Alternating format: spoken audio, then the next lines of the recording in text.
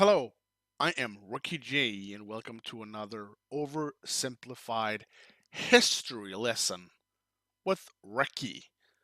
I'm growing really fond of these videos. Oversimplified is one hell of a guy. He is fantastic in the way he does this, and I love the videos. We have done a few now, and go check him out. The link will be in the description for his channel and get starting with your own history education. I certainly need it because I love history.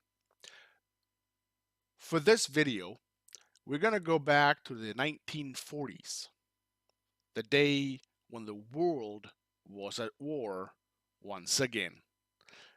And it was Hitler, Mussolini that started this time. I have the Second World War as a personal favorite. I read everything as possibly could read about it, seen all the documentary there is about it, at least on the one on Netflix and on YouTube and stuff like that. I heard hundreds of veterans talking about their experience. I am a freak when it comes to the Second World War. I'm not going to say I know everything, but I'm going to say I know a lot about it. So for this one, this is a part one. There will be a second part as well. First of all, before we do anything else, I'd like to thank my Patreons. This is my favorite time in the video, to thank my Patreons for the support they give me. And I am so humble and I appreciate it in a way that words cannot describe. It's not possible. If you want to join them, the link will be in the description. And of course, a shout out to Sean Pearson, Buddha Scroll, David Bankson, and Celine Cordier for being Supreme Tier Donator. They get one of this after 2 months. It's a postcard all the way from Sweden. Well, if you live in Sweden, it's not that far, is it? With a personal message for you from me. Check it out. Link in the comment section. There you go. Okay. I am eager about this. Let's do this. Let's do that. Let's do that. Boom, boom. Boom. This video was made possible by Skillshare. Churchill was a man with many talents. He was an artist, a butterfly enthusiast, and he had an unpublished manuscript about aliens. Clearly, he was a man with an insatiable thirst for knowledge. Maybe he could have loaded up his computer and logged onto Skillshare, an online learning community with more than 19,000 classes in design, business, technology, and more. Perhaps he was considering a side career in fashion, but didn't know where to start. On Skillshare, he would find courses in fashion design and garment construction. Or if he wanted to learn app design, improve his photography, or just how to make a really good quesadilla, he would have found courses for all of these and more on Skillshare. Skillshare gives you access to high-quality classes taught by genuine experts working in their field. I work heavily with animation, and I was genuinely blown away by the number of really useful courses available to me, like this class full of tips and tricks for creating vector art, or this one for creating character walk cycles. For an annual subscription, Skillshare is under $10 a month. And if you'd like to try it out first, then I've got a deal just for Oversimplified viewers. The first 1,000 people to use this link, which can be found in the description, will get their first 2 months of Skillshare for just 99 cents. Be sure to try it out using the link in the description and learn something new today. Now, without further ado, let's go ahead. It's 1902. A young man by the name of Benito Mussolini moves from Italy to Switzerland to avoid military service.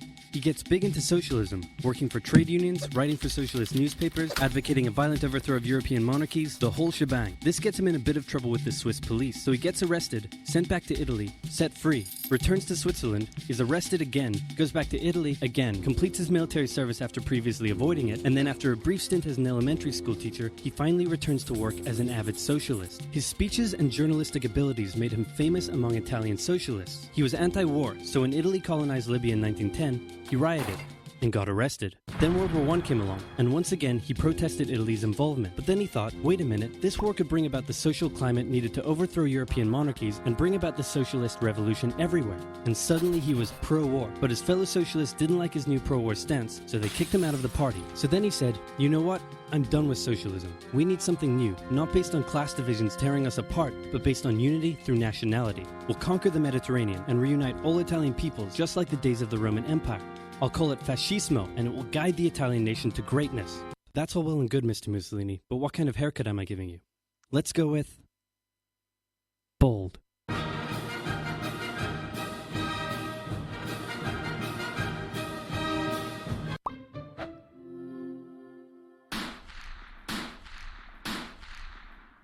Okay, so by the looks of it, he took the first one, which is Mussolini, and how his life started when it comes to the politicians and politics and stuff like that. And I don't know much about him. I know now, well, at least when it comes to where he started and how it ended. I know how it ended. It didn't end good for Mussolini, I tell you that. But let's see if I actually go all the way back when it comes to Mr. Adolf Hitler. Italy had been on the winner's side in World War I, and they hoped they were going to get a lot out of it, but in the end, they only got a little, and they felt cheated. On top of that, a bad economy and weak governments meant that the Italian people were a little unhappy. So when Mussolini came along and said that he could fix everything, his fascist movement gained a lot of support. In 1922, he went to the king and said, make me prime minister, or I'll make me prime minister. And the king said, you and what army? This army. Ah, yeah. Fair enough. Then he went about establishing a dictatorship with himself at its center. Europe had its first fascist dictator. Next up, Germany. Germany had been on the loser's side, and they got absolutely wrecked by the Treaty of Versailles. They lost territory, had to demilitarize the Rhineland, had to reduce their army to just 100,000 men, couldn't have an air force, had to pay the Allies a huge amount of money that it didn't have, and a new rule was established that every Englishman withheld the right to walk into the center of Berlin, pick out any German they wanted, and spank the hell out of them. I made that last one up, but it helps you understand how all this felt to Germans. Okay, I got what? I never heard about that. That kind of new. Get spanking your Germans, but of course, his analogy, maybe it is how the Germans actually felt after the first war, First World War. I cannot say that World War One. They got wrecked, really. On top of that, a bad economy and weak governments meant that when a small angry man with a silly mustache came along and said that he could fix everything, the German people loved it. Hitler had been a soldier during World War I, and he was crazy patriotic, and nobody was madder than him about Germany's humiliation. He helped start a new political party, and in 1923 attended a march on Munich with his boys. And then he got arrested. But his popularity grew and grew, and in 1933, the president made him chancellor. He believed he was Germany's great destined savior, and he went full megalomaniac, establishing a dictatorship with himself at its center. Europe had fascist dictator number 2. I'm gonna pause it there. He didn't go far back. Maybe he does. Maybe he does later, but I can't see it now. I mean, he was an artist. He was a painter, and he applied for Vienna Art School. I don't know the real name of it, but he got denied twice because they didn't think he was good enough to be in the school. His technique was not good enough as a painter. I always think about what would actually. Let's pretend that he actually managed to get into school in Vienna. That would mean that he would not proceed to become a dictator, or you know, that's what I'm thinking. So weird. Small things could change the entire world by changing this much. 2. Hitler and Mussolini had a lot of the same ideas, but more importantly, they had the same enemies, and they started to get along. Anyone else want to be friends? Franco? No? You good? I do. Who's that? It's Japan, and they've taken over northern China. Let's rewind a bit. Japan had isolated itself from the rest of the world for over 200 years until the Americans showed up and said, you're going to trade with us and you're going to like it. Then the Western powers imposed a bunch of unequal treaties, meaning Japan's economy was bust. They also had no natural resources, so they decided to go get some. They went to war with China to gain a sphere of influence over Korea, and they took a bunch of China's stuff. But then the West said, hey, cut that out. And since Japan couldn't take on the West, they said, okay, I guess we'll just go home. Wait a minute, what are you doing? Taking advantage of a weakened China and setting up spheres of influence. But I was the one who weakened them. We know. And you guys didn't let me have anything. We know. That seems unfair. We don't think so. Okay, see ya. So Japan thought, screw this, and went to war with Russia, and stunned everyone by actually winning. Then they fully annexed Korea, but they didn't stop there. In World War I, they took Germany's colonies and islands in Asia. And then in an incident that was maybe staged by the Japanese army, a bomb blew up a Japanese train in Manchuria, giving them an excuse to launch an invasion and take over. So here's the situation. Nazi Germany, Fascist Italy, and Japan all believe they're racially superior, all feel hostility towards the Allies, and all want to militarize and take over more stuff. And so they did. Let's start with Germany. Hitler hated the Treaty of Versailles, and now he was ready to begin undoing it. In complete violation of the treaty, the first Luftwaffe squadrons were set up, conscription was introduced, and he pimped up his army. The Allies did nothing. Then Hitler sent his army back into the demilitarized Rhineland, giving orders to immediately retreat if the Allies showed up. The Allies did nothing. With his military re-strengthened, he could now move on to step 2. He wanted to... That's one thing that always kind of surprised me is that the Versailles Treaty got broken severely, very, very early, and the Allied forces said nothing and did nothing. Just remember that. rapidly increase the Aryan population, and to do so, he needed Lebensraum, or in other words, he would have to take over the world. But for now, a good portion of Europe would do, and he began eyeing up his neighbors. The Allies finally started to get worried, so they implemented a fairly useless diplomatic strategy called appeasement, and it went a little something like this. Hitler would say, "I want that thing," and the Allies would say, "You can't have that thing." "Okay, you can have that thing, but no more." Yeah. "I want that thing." And repeat. In 1938, Hitler's army marched into Austria and just took it, with no resistance. Boom, this is Germany now.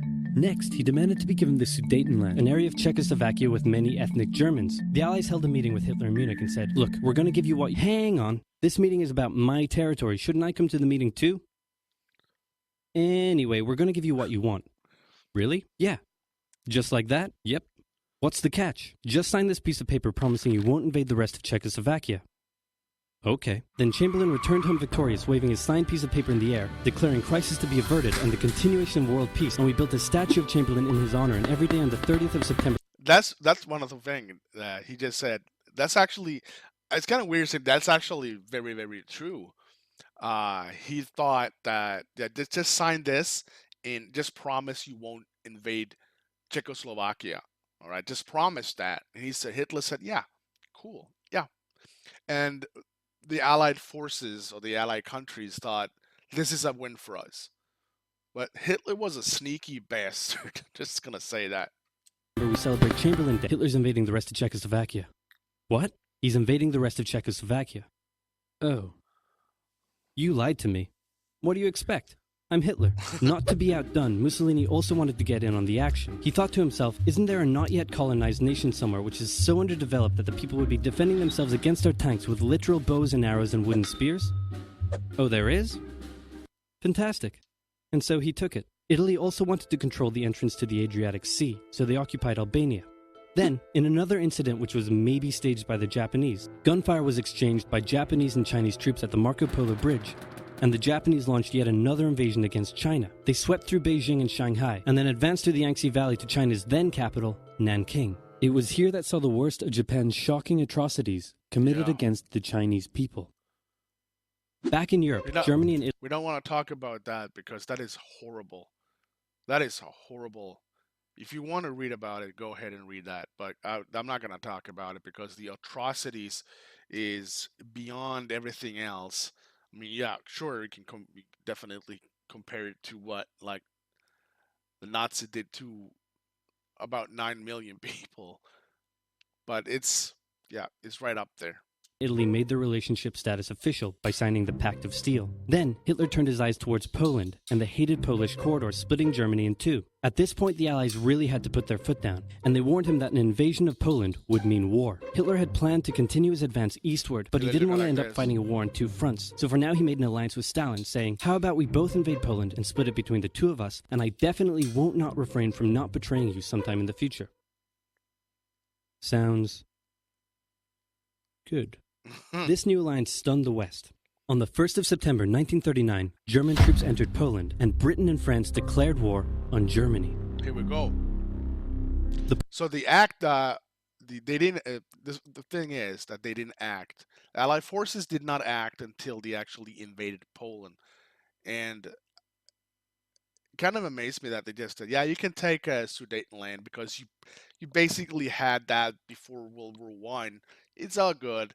And like, well, let's take Czechoslovakia. He just broke the sign he did. Doesn't mean nothing to Hitler, but it didn't take, and they needed to invade Poland for France and the UK to actually say, "Hey, that's enough, dude. You gotta stop now." Poles fought hard, but they were no match for the two giants crashing down on them from either side. Then came a period known as the Phony War, where everyone just sort of sat around not doing much. The French had launched a small invasion into the Saarland, but they maintained mostly defensive positions, and after a while decided to just turn around and call it a day. Speaking of France, the French were still super proud of their victory in World War I, and they hadn't really moved on from it. They still used horses, they dispatched messages by motorbike instead of using radio, orders from the commander-in-chief were usually pretty vague, and the troops were rarely inspected. They built a line of defenses along their German border, but didn't bother extending it all the way to the Channel, and they wouldn't launch artillery strikes against Germany out of fear of being retaliated against. In a war, they didn't want to attack the enemy. And at first the UK wasn't much better. Chamberlain still naively hoped that the war could be ended diplomatically. Instead of bombing raids, the RAF dropped propaganda leaflets over German cities, which one air marshal said likely did nothing but provide the continent with toilet paper for the duration of the war. They also only sent 200,000 men to France, while the French had mobilized millions. Both Britain and France wanted to avoid a repeat of the First World War, and so they wanted to keep the war as far from home as possible. So they turned their eyes north, towards Norway. Neutral Sweden was exporting iron ore to Germany through neutral Norway, so the Allies asked them if they could please... I'm not really proud of Sweden in a way that it's kind of hard to explain. Sweden didn't pick side. We like Switzerland. We did everything we could to stay neutral when it comes to the Second World War. And that meant that we backstabbed Norway kind of bad by letting Nazis use our railways to cross Norway, like Sweden, Norway, northern Norway, and we kept on giving them iron ore. Sweden got a lot of cash. That's one thing for sure. But we managed to stay out of the war. That's a completely different story, though. I'm going to talk about that for like, I don't know, 15 hours. Please stop exporting iron ore to Germany, but this request was refused. Then the Soviet Union attacked Finland, so the Allies said, how... And again, they actually asked Sweden, can you please stop exporting iron ore to Germany? And Sweden said, yeah, no, we're not going to do that because we made a ton of money doing that. Even though we actually helped Nazi Germany. But I think that the reason why we did is not because we sided with Nazis. Definitely not. The reason why is plain and simple. We don't want to be a part of this because we knew that if we got on the wrong side with Nazi Germany, they will just invade Sweden, and we didn't want that. How about we land troops in Norway and move them across Sweden to go help out your good pal Finland, and along the way maybe take control of all your airfields. But Norway and Sweden still said no. So the UK mined the waters around Norway to force any transport ships into international waters, and they also attacked a German tanker they found in the area. Hitler realized what the Allies were up to, and he quickly moved to secure his supply of iron ore. He launched an invasion through Denmark into Norway. The Allies rushed to land troops at key ports along the coast, but Germany had taken control of Norway's airfield, and their air superiority decided the fight. The Allies had to retreat, After this slightly embarrassing failure, Chamberlain resigned and was replaced with Winston Churchill, who had a slightly different approach to dealing with the Germans. Hitler's overall strategy was similar to Germany's First World War strategy. Attack France, defeat France, knocking out the UK in the process, then turn on the Soviet Union and win the war. During the phony war, the Allies had given Hitler time to prepare his forces. Now, he was ready to attack. The Allies had wanted to place troops in Belgium, but Belgium had refused, and in a move that surprised pretty much no one, Hitler launched an invasion to get around France's defenses. The Allies charged into Belgium at full speed to meet the German invasion head-on, and it looked like a repeat of the First World War was coming. But this time, Hitler had a trick up his sleeve. Blitzkrieg. As the Germans advanced, they sent thousands of refugees westward, slowing down the Allies. Then, to the south, the French had left the Ardennes, an area full of hills and forests, pretty underdefended because they thought it was naturally impenetrable. Well, the Germans were about to penetrate it with everything they had. They smashed 50 Wehrmacht divisions through and encircled the Allied armies at lightning speed. The best of the Allied forces were now trapped. The Germans squeezed in from all sides, taking out France's best armies and nearly wiping out the British too, but they managed to make a desperate... So Dunkirk is one of the most famous when it comes, at least for me. Dunkirk is definitely one of the most famous and liked situations in my mind. Dunkirk is basically 100,000. I'm not sure of the exact amount, but there was a bunch of British soldiers that was trapped, and they actually were on the beach. There were guys inside Dunkirk, the small village slash town, by the Germans just try to get in there, and across the border from here, there was I think there was like I'm not sure the word for it, but the British government ordered like all civilian boats to like be acquired by the military to go over and actually get the troops. But there was actually a bunch of civilian boats with civilian people that went across the canal and saved a bunch of them, which is a fantastic story. Coming to give it like that, wonderful. And there's a movie too. I haven't seen the movie. It's not available anywhere, and I'm too cheap to actually rent or buy it. But fantastic, fantastic thing. last-minute escape at Dunkirk, with British civilian ships even making the perilous journey to bring their young men home. With most of the French forces depleted, the Germans breezed through, taking Paris, and France fell. What the Germans couldn't do in World War I, Hitler had done just like that. Yeah. Hitler hoped that with the fall of France, the UK would also lose hope and sue for peace. But quite annoyingly, it didn't, and he needed to secure the Western Front, so he tried to force them into submission with mind games. The UK were now all alone, and Hitler wanted to emphasize that. First of all, just before France fell, Italy finally declared war on the Allies, making the UK's situation even worse. Next, instead of just occupying all of France, Hitler occupied the coastal areas for defense, but allowed France to continue its existence as a German puppet state. This way, it looked like the UK's old ally had decided to switch sides. Hitler also hoped that the UK wouldn't attack any of her old allies' navy bases or colonies in Africa, giving Hitler an extra line of defense to the south, but the UK made sure to respond to this by sailing down to France's navy base in Algeria and wrecking a bunch of ships. So have at it. Hitler then began laying down plans for an invasion of Great Britain. Before German troops could land on British soil, he would first need air and naval superiority across the Channel. Waves of German bombers came, while the completely outnumbered RAF worked bravely around the clock in an attempt to quell the German attacks. At first, the Luftwaffe targeted British ports and coastal facilities. Then it attacked RAF bases, crippling the RAF's ability to defend the nation. And it looked like Hitler's Great British invasion was coming. But then, Churchill ordered a small, pretty insignificant bombing raid over Berlin. It didn't do much damage, but Hitler was furious, and he immediately ordered the Luftwaffe to refocus its attacks on civilian targets in London. Children were sent off to the countryside away from their parents to avoid danger, and frequent trips to air raid shelters became a daily occurrence. But British morale held firm. Smiling, knitting, lounging casually, these people have balls of steel. This refocusing on London also gave the RAF breathing space to reorganize. So Back then, the morale was over the roof on the civilians. Incredible. Hitler kind of shot himself in the foot there. Just the foot for now. Finally, the Luftwaffe sent one massive all-out attack on London, and the RAF successfully repelled it, destroying many of the German aircraft and placing air superiority firmly in British hands. Hitler's invasion had to be postponed, but the bombing of British cities continued for some time. Okay, that was the first part, and the States is not in it yet, but they will. And we all know how that went. If you don't know, we're gonna watch it together. I'm not gonna sit here and tell you all this story because I want to watch it. I want to watch it with you. It's fascinating, and I love that he went back a bit. Japan on the east, they were grabbing everything because there was no one to actually stop them. As well, when it comes to Hitler in Germany and Italy, so far Japan didn't have anyone to say, "Hey, that come on, that's enough," and try to back them off. But there was none, so they were roaming like crazy in China. Part two is gonna be a bomb basically because that's when it all happens.